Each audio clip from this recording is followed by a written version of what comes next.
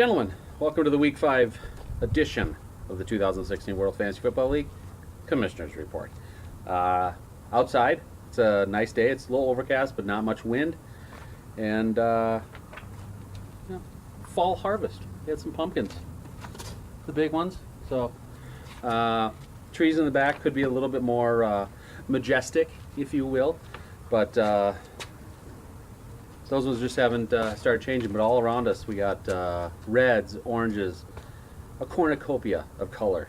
So got Kirby the Wonder Puppy right down here at my feet. Don't know what she's sniffing, so as long as she's not like gonna lick her butt on this video, I'm okay. So let's get right down to it though, okay? Let's go team by team. So let's start off with Cooper. Cooper, 6-game winning streak. Jumped up to the top of the McCartney division. You beat Pete Top, Kevin Bottom, and Rafi's Revenge this weekend. And no points on the bench. So you had started a perfect roster. So nicely done, Cooper. You have a 1-game lead in the McCartney division. So I just want to check that out. But 8-2. Second best record in the league. So nicely done. Matt, Pete Top, Kevin Bottom, you split this weekend. You lost to Coops Fruit Loops, which we just mentioned in that divisional matchup. But then you beat the Legacy.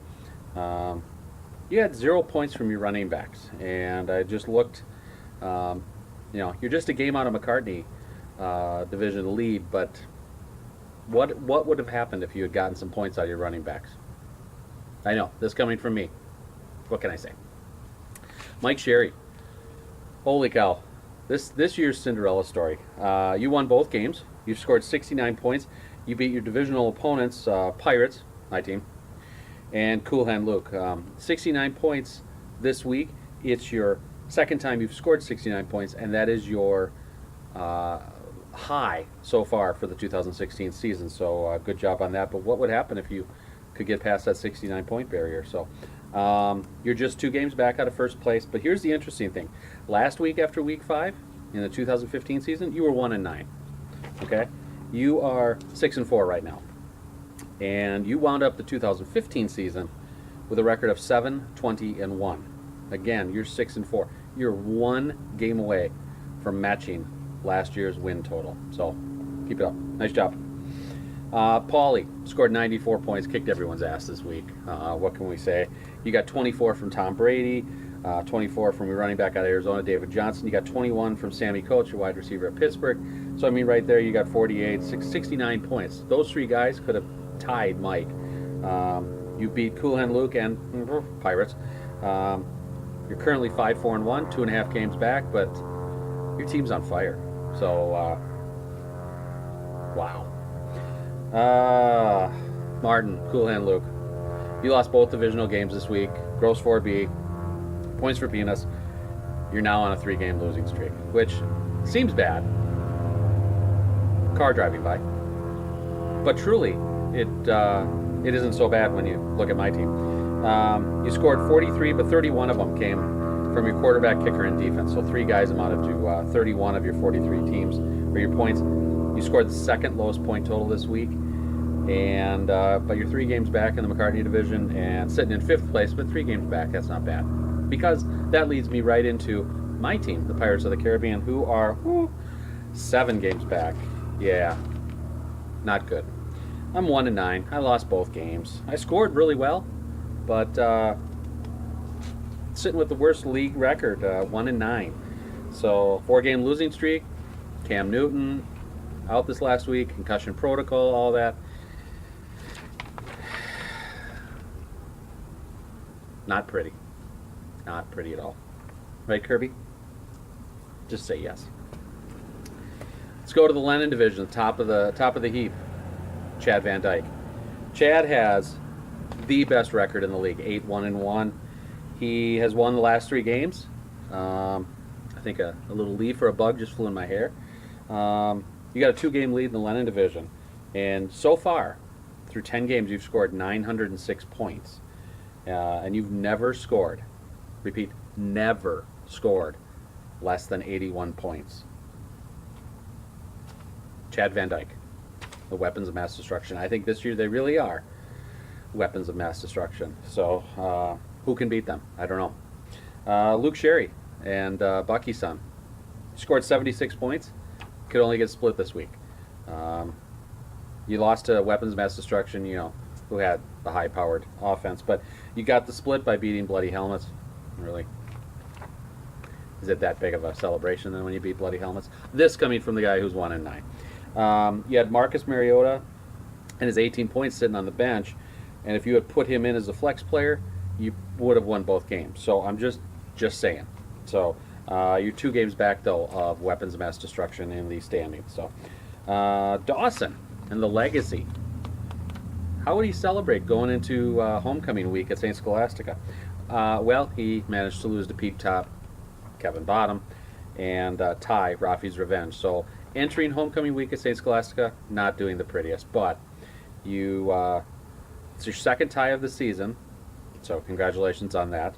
I got to ask though, what was it like watching Graham Gano, your kicker, miss a field goal on Monday night, which could have given you at least a split? It's frustrating, I know. You're sitting 4.5 games out of first place in the Lennon division. Now we come to the team that everyone's talking about, Bloody Helmets. Okay, nobody's really talking about Bloody Helmets. But the team split for the weekend, losing to Bucky's son, but you guys beat Taco Corp, which leads me into my next team. Your team, Eric, 4-6. You're 4.5 games out of first place. And I'm just wondering, though, can you guys put something together? Because of your 61 points this week, 43 of them came from 3 players, okay? That's not good. So, but somehow you're finding a way to have, 4 wins, and I have 1. So, go figure. Rudy, Steve, Taco Corp, 2-time defending World Fantasy Football League champion. You got the green jacket, which we saw on Saturday in my guerrilla commissioner's, kind of sneak attack on your wife. I have to wonder, though, was another car coming by with a cute little dog, but was her comment in which she closed out the report by saying, "Bye, losers." Did that somehow throw your team off, or was it Christina just in the green jacket? I'm not quite sure, because you scored a league low 28 points this week. You're 3-7. You're 5.5 games back from weapons. 2-time defending champ. I guess everybody expected better. I think the only thing lower right now than your chances of three-peating are Donald Trump's chances of winning the presidency. But I don't want to get political. But sorry, that was my Trump imitation. Anyways, Cessna, no longer do you have a tie for the worst record in the league. Nope, that's mine. Since you tied this week, you're 1-8-1. You lost, tied, sitting last place in the Lennon division. You're 7 games back in the standings. But as you did say, and I quote, I think you made this comment to ESPN, you said, "At least we don't suck as bad as Westy." So thank you for mentioning me on national TV. Your comment, though, I don't know, a little inappropriate. So, but you're 1-8-1, 7 games out.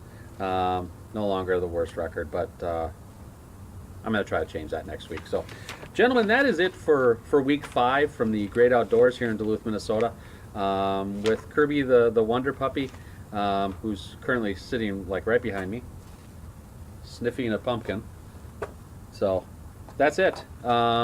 Check your rosters. Check the waiver wire if you need to. And